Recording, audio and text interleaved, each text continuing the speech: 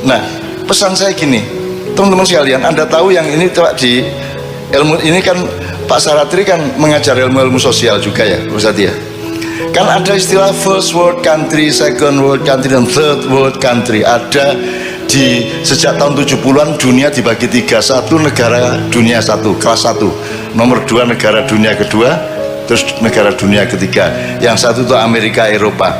Yang kedua itu dulu itu masih Jepang, Cina, dan seterusnya. Kita ini negara dunia ketiga paling asor, paling sordewi. Kita ini dengan bangga, dosen-dosen di Undip dengan bangga, kita sebagai warga dari negara dunia ketiga, lo malah bangga ya. Saya ingin katakan sama Anda semua, 10 tahun ke atas, 10 tahun sejak sekarang dan kemudian, Amerika akan menjadi negara dunia kedua, Eropa akan menjadi negara dunia kedua, jadi dia akan turun kelas. Afrika, Amerika Latin akan tetap menjadi negara dunia ketiga. Tapi Pasifik, negara-negara Asia Pasifik dari Indonesia sampai Cina di utara, ada Thailand, ada Myanmar, ada Kamboja, ada Vietnam, ada semuanya, akan menjadi negara dunia pertama. Dia akan menjadi first world country. Pusat perekonomian dunia akan ada di wilayah Asia Pasifik. Indonesia akan menjadi bagian dari supremasi ekonomi dunia dalam waktu tidak lama lagi. Ning dudu wekmu,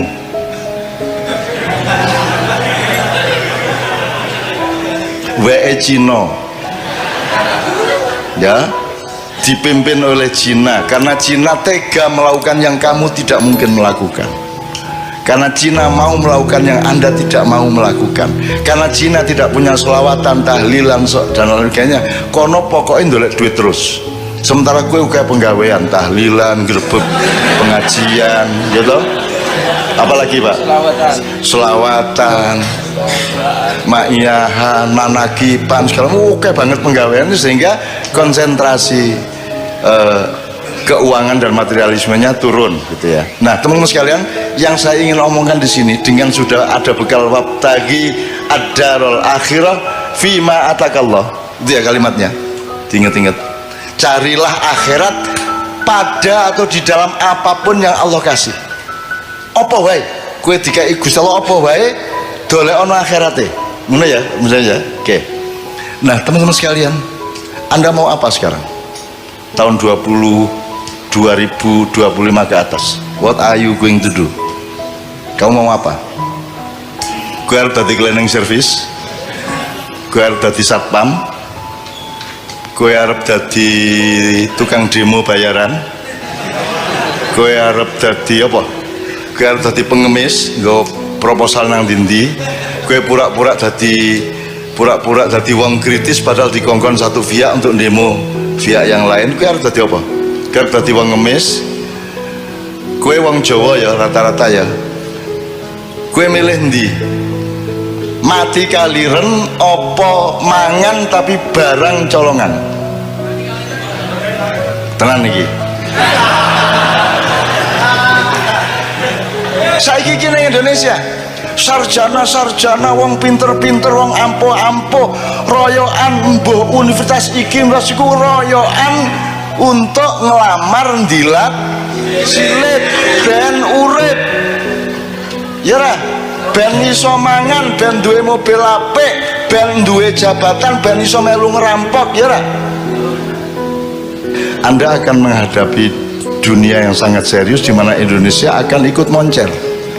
Pertanian akan maju tapi bukan milik petani. Petaninya tidak ada yang petani tapi buruh tani. Pemiliknya adalah konglomerat. Semua gedung yang tinggi hanya 1-5% yang bukan milik asing. Semua mesin materialisme, mesin kapitalisme, semua milik mereka.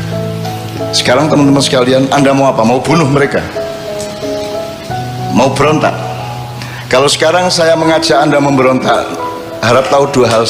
Satu, kalau kita sekarang melakukan perombakan besar-besaran ke Indonesia seperti 1998 ya, sekarang yang terjadi adalah perang horizontal. rakyat akan bentur sendiri antara kelompok A dengan kelompok B di kalangan umat Islam sendiri, betul enggak? Nah, jadi tidak mungkin saya lakukan itu. Nomor dua, andaikan saya melakukan perombakan atas Indonesia, aku orang ngejak kowe wis angel-angel makiyahan tetap melarat kaya ngene, mosok tajak revolusi. Nek jen aku arep ngono kuwi, aku nek di perintah karo Allah tak tandangane dhewe. 98 aku tandang dhewe. Aku ngunggahke Gus Dur dhewe. Dengan memastikan kemenangan Gus Dur karena dipilih oleh P3 dan Golkar, dan saya yang menempuh langsung ke Akbar Tanjung maupun ke Hamzahas pada waktu itu dan seterusnya. Bahkan saya juga evakuasi Gus Dur begitu dipecat oleh Pak Amin Rais, Pak Amin Rois, Gus Dur nyebutnya Rois, dan seterusnya lah. Artinya saya tidak melihat bahwa saya perlu membawa Anda untuk perjuangan dunia.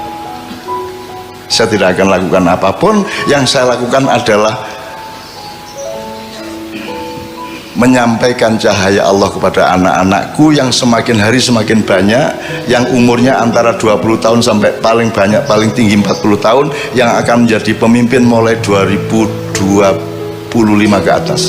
Gue engko dadi pemimpin kabeh. Ning pesenku, Anda berdaulat kepada diri Anda sendiri dulu. Tidak usah ngurusin kedaulatan di luar dirimu. Wong kamu sendiri belum berdaulat. Berdaulat artinya apa? Kamu berdaulat terhadap imanmu. Kowe kudu ngerti ngopo kok beriman. Kalau kamu beriman berarti ya kamu harus bisa menjalankan kehidupan yang membuatmu aman di hadapan Allah. Gitu loh, Dek. Karena produknya iman adalah aman.